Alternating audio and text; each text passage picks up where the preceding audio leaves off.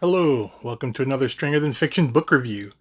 And today I have the follow-up to the last Robert Jordan review, which was book 2, The Great Hunt. And now I'm reviewing book 3, The Dragon Reborn.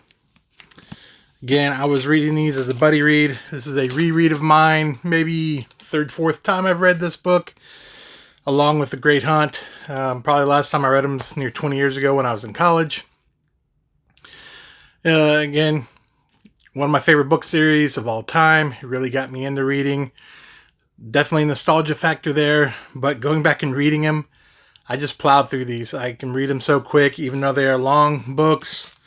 Book 3 actually is relatively shorter compared to some of the other tomes in the series. It's just under... it's like 575 pages or so. So, it's still not a small book, but considering some of the 800, 1,000 page tomes nowadays and some of the longer books in this series, this one's not so bad. It's a pretty brisk read, I would say. Direct. So the first 2 books, a whole lot of Rand. He's the main protagonist. And again, there'll be some light spoilers here, but if you haven't read book 1 and 2, why are you watching a review for book 3? So, Rand, now, of course, title Dragon Reborn has been announced to most everyone now, or the world, that he's the Dragon Reborn. Not everywhere in the world knows about it because it was out in Falm or Falme or whatever you pronounce the city in Toman's Head where he had the battle and announced himself. So they're hiding off in this camp. They don't know what to do. Moiraine, Perrin, Rand, Min, and some of the Shannarans. She then tells the Shannarans to go on a task, sends Min to Tar Valon to give a note to the Amyrlin. And then Moiraine, Loyal's there as well.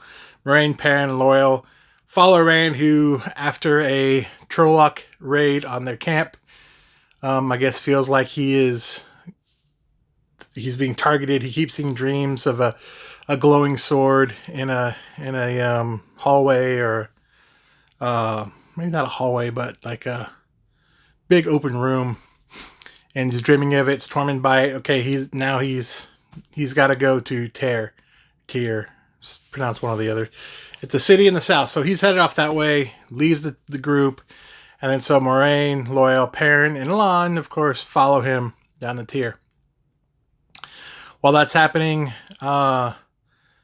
the young Emonsfield Aes Sedai, Nynaeve, and Egwene, and Elaine get back to the tower with Varen and a sick Mat.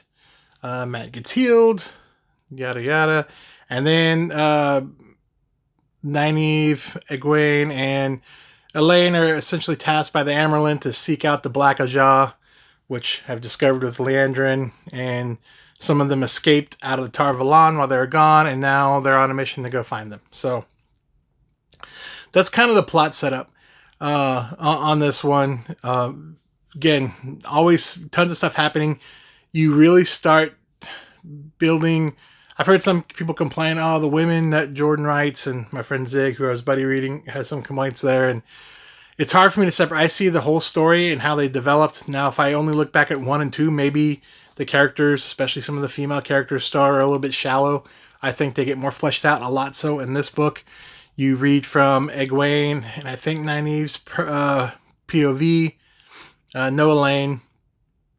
And you get Mat's POV. So Mat's he's starting to emerge as his power. He's super lucky, and he's being chased and hunted by some assassins, presumably Darkfriend assassins, as he tries to escape Tar Valon. He meets with some old characters. So everyone's kind of goes in their spot, and then an adventure goes, and it's like the race to Tyr, I'm pretty sure. And on the way, Perrin starts learning about his wolf stuff more. The dream world Tel'aran'rhiod gets into more play in this book as well, as some of the characters who have some affinities for it start learning how to venture in that world some more and some of the impacts with it. And as you might imagine, they all kind of come together in the end, and craziness ensues. It's a pretty satisfying ending to this book. It feels like rush, rush, rush, boom, go, and then things happen. So it never, a lot of times Jordan, and rightly so, feels like he slogs down, the pacing suffers. This is a book to me that where he's much more on the fast pace as relative to some of the other books, even the books prior to it. Like I mentioned, very little Rand POV. It's a lot of Perrin, Matt, Egwene, Nynaeve, and that's mostly it. If I'm not, I may be missing off one POV. Anyway, you see a lot more Aiel, and I think Aiel, from this book, at the end of this book onwards, become a much more steady presence in the rest of the story, and some of the major characters who I think are major-ish in a way to the whole Wheel of Time series. Just realize, man, he didn't even meet, or not he, Rand, but the cast of the mainstays that have been there for the first few books didn't even meet these characters until mid or late on book 3. And looking back in the series as a whole, these are major characters for the most part. So it's pretty cool how such characters are still being added. I'm pretty sure there's still even more to come. You learn a few more Forsaken in this one. Some more of them get unveiled, and they start becoming more and more characters as well, instead of these boogeymen that with some names that you may have heard of a couple times. So I like how that okay, the world setting has had a couple books to get through. The world building and setting up the how the events go, how the politics are between the countries. The magic system, all that's kind of starting to be established well in the book 2 and then in the 3. And I think from here on out, there's less and less world building that needs to occur, and more of fleshing out the characters and the story inside this world that he has created. So it starts taking that turn. I hear some people say this book is one of the best, or their favorite. I've heard a lot of people say next book 4 is, even book 2. So these first 5 or 6 are generally held to be the best. I like them. Well, I like the entire series. I think it does dip a little, 8, 9, 10. Maybe 10 is the worst. I was saying 9, but someone reminded me I think it might be 10. Again, just because I say it's the worst, I don't think it's a bad book. Some people would say, hey, I couldn't get past book 5. Yeah, I get it. But for a lot of people who like modern fantasy, Sanderson was very influenced by this. Obviously, he wrote the last 3 books. Most modern day fantasy writers have either at least read or aware of Robert Jordan's Wheel of Time series, and it's presumably have influenced them in some way. Even it's not for everyone, that's for sure. So again, I love this book. I think it's gets into the meat and the excitement of the early on Wheel of Time. The characters, you really get to see the other the support main characters, you want to call them.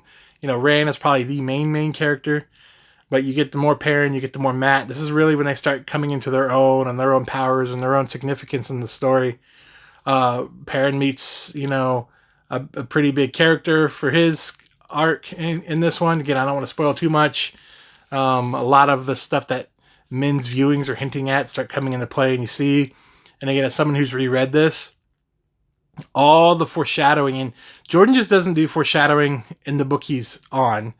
He'll foreshadow stuff that's going to be coming 2, 3, 4 books down the line, or even longer than that. So he did have, to me at least, some sort of master plan with this book or this series.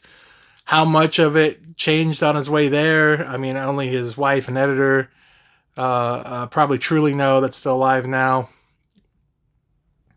to talk about it. But it is a masterful interweaving of a huge world and all the politics. So Sanchin kind of got pushed back. We don't really hear about them anymore. Feels more like going back to the roots of the Randland world he's in, and we get another showdown with another Forsaken, and a couple Forsakens even at that. So again, love the series, love this book. It's right up there. It's a classic for me. I know a few people don't like Wheel of Time. You probably won't like it, but why are you watching this review? As the people that don't like it are probably wanting me to say, yeah, it's crap, but no, I love this series, and I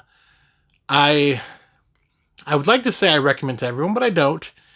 People who don't like long series, right? This is an obvious, avoid, because you gotta You don't have to, but to me, the true payoff goes in reading this entire thing. And for a long time, I only liked large series. Like, it was only worth my while to read big books in like a 10, 12 series. But I definitely changed my tune there. I still like these, but I also like standalones or just straight up trilogies as well.